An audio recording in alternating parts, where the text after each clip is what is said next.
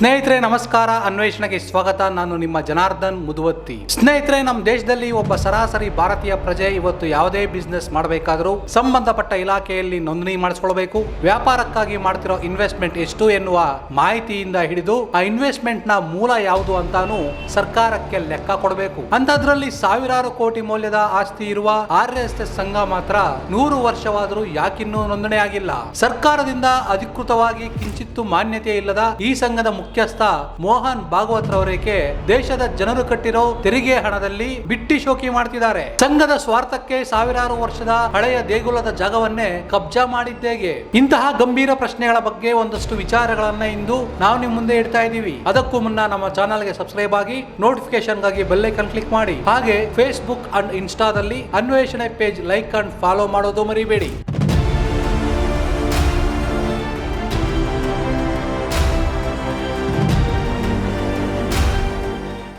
ನಾಗ್ಪುರದ ನಿವಾಸಿಯಾದ ಲಲನ್ ಸಿಂಗ್ ಎನ್ನುವವರು ಅಲ್ಲಿನ ಕೋರ್ಟ್ಗೆ ಒಂದು ಅರ್ಜಿಯನ್ನ ಸಲ್ಲಿಸಿದರು. ಆ ಅರ್ಜಿಯಲ್ಲಿದ್ದ ವಿಚಾರ ಏನಪ್ಪಾ ಅಂದ್ರೆ, RSS ಅಂದ್ರೆ ರಾಷ್ಟ್ರೀಯ ಸ್ವಯಂ ಸೇವಕ ಸಂಘ ಸ್ಥಾಪನೆ ಆಗಿ 100 ವರ್ಷವಾಗಿದೆ. ಆದ್ರೆ ಇಂದಿಗೂ ಆ ಸಂಘ ಅಧಿಕೃತವಾಗಿ ನೋಂದಣಿಯಾಗಿಲ್ಲ. ಅಂತದ್ರಲ್ಲಿ ಆ ಸಂಘದ ಮುಖ್ಯಸ್ಥರಿಗೆ Z+ VVIP ಭದ್ರತೆ ಒದಗಿಸಲಾಗಿದೆ. ಅಲ್ಲದೆ ಆ Z+ ಭದ್ರತೆ ಒದಗಿಸಿರೋದ್ರಿಂದ ಪ್ರತಿ ತಿಂಗಳು ಸರಿಸುಮಾರು 40 ರಿಂದ 45 ಲಕ್ಷ ಹಣವನ್ನ ದೇಶದ ನಾಗರಿಕರು ಕಟ್ಟಿರೋ ತೆರಿಗೆಯಿಂದ ನೀಡಲಾಗ್ತಿದೆ. ಇದರಿಂದ ಸರ್ಕಾರಕ್ಕೆ ನಷ್ಟ ಕೂಡ ಎದುರಾಗುತ್ತೆ. ಹಾಗಾಗಿ ಆ ವೆಚ್ಚವನ್ನ RSS ಮುಖ್ಯಸ್ಥರಾದ ಮೋಹನ್ ಭಾಗವತ್ರಿಂದ ವಸೂಲಿ ಮಾಡಿ ಎನ್ನುವ ಸಾರ್ವಜನಿಕ ಹಿತಾಸಕ್ತಿ ಅರ್ಜಿಯನ್ನ ಲಲನ್ ಸಿಂಗ್ ಕೋರ್ಟ್ಗೆ ಸಲ್ಲಿಸಿದರು.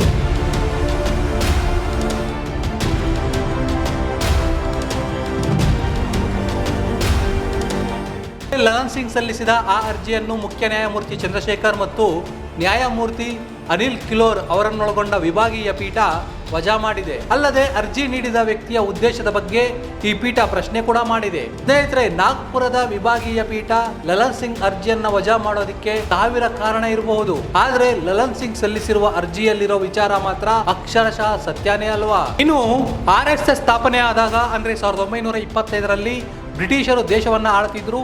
ಹಾಗಾಗಿ ಆಗ RSS ಅನ್ನು ರಿಜಿಸ್ಟರ್ ಮಾಡಿಸಿಕೊಳ್ಳಿಲ್ಲ ಅಂತ ಮೋಹನ್ ಭಾಗವತ್ ಅವರು ಕುಂಟು ನೆಪ ಹೇಳ್ತಾರೆ. ಆದ್ರೆ ಸ್ವಾತಂತ್ರ್ಯದ ನಂತರವಾದರೂ RSS ಸಂಘವನ್ನ ರಿಜಿಸ್ಟರ್ ಮಾಡಿಸಬಹುದಿತ್ತಲ್ವಾ? ಅದನ್ನೇಕೆ ಮಾಡಲಿಲ್ಲ ಎನ್ನುವ ಬಗ್ಗೆ ಮಾತ್ರ ಇವರು ತುಟಿ ಬಿಚ್ಚೋದಿಲ್ಲ. ಸಾಲದಕ್ಕೆ RSS ಸಂಘಟನೆ ವ್ಯಕ್ತಿಗಳ ಸಮೂಹ ಎಂದು ಹಲವು ನ್ಯಾಯಾಲಯಗಳು ಸೇರಿದಂತೆ ತೆರಿಗೆ ಇಲಾಖೆ ಕೂಡ ಹಲವು ಸಂದರ್ಭದಲ್ಲಿ ಹೇಳಿವೆ ಎಂದು ಇದೇ RSS ಮುಖ್ಯಸ್ಥರು ಹೇಳ್ತಾರೆ. ಅಂದ್ರೆ ಇವ್ರ ಪ್ರಕಾರ RSS ಸಂಘಟನೆ ಮಾತ್ರ ವ್ಯಕ್ತಿಗಳ ಸಮೂಹ, ಉಳಿದಂತೆ ನೋಂದಣಿ ಆಗಿರೋ, ನೋಂದಣಿ ಆಗ್ಬೇಕಾಗಿರೋ, ನೋಂದಣಿ ಆಗ್ತಾ ಇರೋ ಹಲವು ಸಂಘಟನೆಗಳು, ಸೇವಾ ಸಂಸ್ಥೆಗಳು ಅಲ್ಲೂ ಕೂಡ ವ್ಯಕ್ತಿಗಳು ತಾನೇ ಇರೋದು. ಅಲ್ಲೇನು ವ್ಯಕ್ತಿಗಳು ಬಿಟ್ಟು ಬೇರೆ ಪ್ರಾಣಿ ಪಕ್ಷಿಗಳ ಸಮೂಹಗಳಿವೆಯಾ ಎನ್ನುವ ಪ್ರಶ್ನೆ ಮೂಡೋದು ಸಹಜ. ಈ ವಿಚಾರದಲ್ಲಿ RSS ಮುಖ್ಯಸ್ಥರು ಹೇಳೋದು ಕೇಳಿದ್ರೆ ಇದು ಅದ್ಯಾವ ಸೀಮೆಯ ಲಾಜಿಕ್ ಎನ್ನುವುದೇ ಗೊತ್ತಾಗೋದಿಲ್ಲ.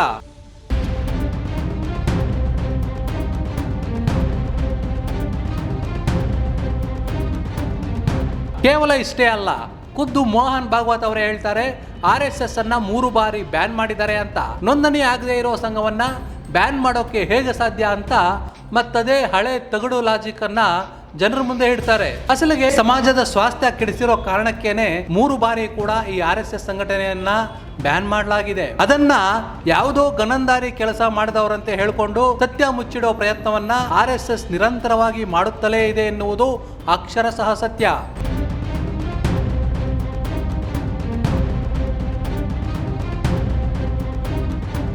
ಇನ್ನು ಇವತ್ತಿಗೂ RSS ದೇಶದ ನಾನಾ ಕಡೆ ಐಷಾರಾಮಿ ಕಟ್ಟಡಗಳನ್ನ ತನ್ನ ಸಂಘದ ಕಾರ್ಯಕಲಾಪಕ್ಕಾಗಿ ನಿರ್ಮಿಸಿದೆ. ಸಾಲದ್ದಕ್ಕೆ ರಾಷ್ಟ್ರ ರಾಜಧಾನಿಯಾದ ದೆಹಲಿಯಲ್ಲಿ RSS ಕಚೇರಿಯ ಪಾರ್ಕಿಂಗ್ ಸ್ಥಳಕ್ಕಾಗಿ ಸಾವಿರಾರು ವರ್ಷದಷ್ಟು ಹಳೆಯ ದೇಗುಲವನ್ನೇ ಕೆಡವಿ ದೇಗುಲದ ಸ್ಥಳವನ್ನ ಅತಿಕ್ರಮಿಸಿದೆ. ಅಷ್ಟೇ ಅಲ್ಲ, ಆ ದೇಗುಲದ ಭಕ್ತರು ಕೂಡ RSSನ ಈ ಅತಿಕ್ರಮದ ನೀತಿಯನ್ನ ಉಲ್ಲಂಘಿಸಿ ಪ್ರತಿಭಟನೆ ಮಾಡಿದ್ರು. ಆದರೆ RSS ಪರ ಸ್ಥಳೀಯ BJP ಸರ್ಕಾರ ಹಿಂದೂ ಭಕ್ತರ ಮೇಲೆಯೇ ಪೊಲೀಸರಿಂದ ದೌರ್ಜನ್ಯ ಮಾಡಿಸಿದ್ದು निजक्कू दुरंताने सरी। 1947 से हम यहाँ बैठे हैं और यहाँ पे मंदिर की सेवा कर रहे हैं। सभी श्रद्धालु सेवादारों को दिखाइए, सभी श्रद्धालु सेवादार यहाँ पे वेट कर रहे हैं कि किसी तरीके से कि RSS कार्रवाई रुके।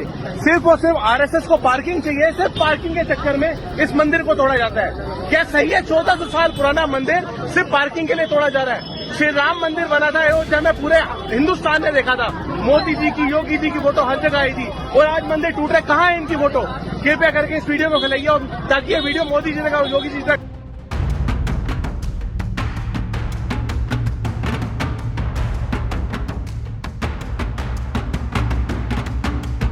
ಕಾನೂನುಬದ್ಧವಾಗಿ ನೋಂದಣಿಯೇ ಆಗದೇ ಇರತಕ್ಕಂತಹ ಈ RSS ಸಂಘಟನೆಯ ಮುಖ್ಯಸ್ಥರಾದ ಮೋಹನ್ ಭಾಗವತರಿಗೆ ನೀಡಿರೋ Z+ ಸೆಕ್ಯೂರಿಟಿಗೆ ಖರ್ಚಾಗ್ತಾ ಇರೋದು ದೇಶದ ಜನರು ಕಟ್ಟಿರೋ ತೆರಿಗೆ. RSSನ ಪ್ರತಿ ಐಷಾರಾಮಿ ಕಚೇರಿ ನಿರ್ಮಾಣ, ಅಲ್ಲಿ ನಡೆಯುತ್ತಿರೋ ವ್ಯವಹಾರ ಸೇರಿದಂತೆ ಸಂಘಕ್ಕೆ ಹರಿದು ಬರುತ್ತಿರೋ ಸಾವಿರಾರು ಕೋಟಿಯ ಲೆಕ್ಕವನ್ನ ಮೊದಲು RSS ಮುಖ್ಯಸ್ಥರಾದ ಮೋಹನ್ ಭಾಗವತ್ ರವರು ಕೊಡಲೇಬೇಕು. RSS ಸಂಘವನ್ನ ಮೊದಲು ನೋಂದಣಿ ಮಾಡಿಸಿಕೊಳ್ಳಲೇಬೇಕು. ಇದನ್ನ ಮಾಡದೆ ಡೋಂಗಿ ದೇಶಭಕ್ತಿಯ ಉದ್ದುದ್ದ ಭಾಷಣಗಳನ್ನ ಮಾಡುತ್ತಾ ಕೇಂದ್ರದಲ್ಲಿ ಬಿಜೆಪಿ ಸರ್ಕಾರ ಇದೆ ಅಂತ ಹೇಳಿ ಮನಬಂದಂತೆ ಸಾರ್ವಜನಿಕರ ತೆರಿಗೆ ಹಣವನ್ನ ಪೋಲ್ ಮಾಡ್ತಾ ಇದ್ರೆ ಇದಕ್ಕೆಲ್ಲ ಮುಂದಿನ ದಿನಗಳಲ್ಲಿ ಇದೇ ದೇಶದ ಜನ ತಕ್ಕ ಪಾಠ ಕಲಿಸ್ತಾರೆ.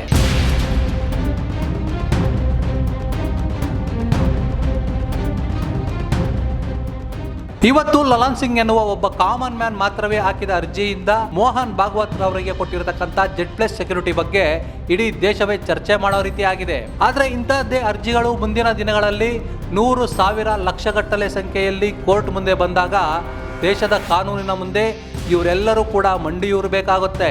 ಅಷ್ಟು ಮಾತ್ರವಲ್ಲ, ನೋಂದಣಿಯಾಗದಂತಹ ಈ ಒಂದು ಸಂಘಟನೆಯ ಪರಿಸ್ಥಿತಿಯನ್ನು ನೋಡಿ ಇಡೀ ಜಗತ್ತೇ ಕೇಕೆ ಹಾಕಿ ನಗುವ ಸ್ಥಿತಿ ಕೂಡ ಎದುರಾದರೂ ಆಶ್ಚರ್ಯ ಪಡಬೇಕಾಗಿಲ್ಲ ಅಂತ ಹೇಳ್ತಾ ಈ ವಿಡಿಯೋವನ್ನ ಇಲ್ಲಿಗೆ ಮುಗಿಸುತ್ತಿದ್ದೇನೆ. ಸೊ ಈ ವಿಚಾರದ ಬಗ್ಗೆ ನಿಮ್ಮ ಅನಿಸಿಕೆ ಏನು ಅಂತ ಕಮೆಂಟ್ ಮಾಡಿ ತಿಳಿಸಿ. ಮತ್ತೊಂದು ಇಂಟ್ರೆಸ್ಟಿಂಗ್ ವಿಡಿಯೋದೊಂದಿಗೆ ಆದಷ್ಟು ಬೇಗ ನಿಮ್ಮ ಮುಂದೆ ಬರ್ತೀನಿ. ಅಲ್ಲಿವರೆಗೂ ಕೀಪ್ ವಾಚಿಂಗ್ ಅನ್ವೇಷಣೆ.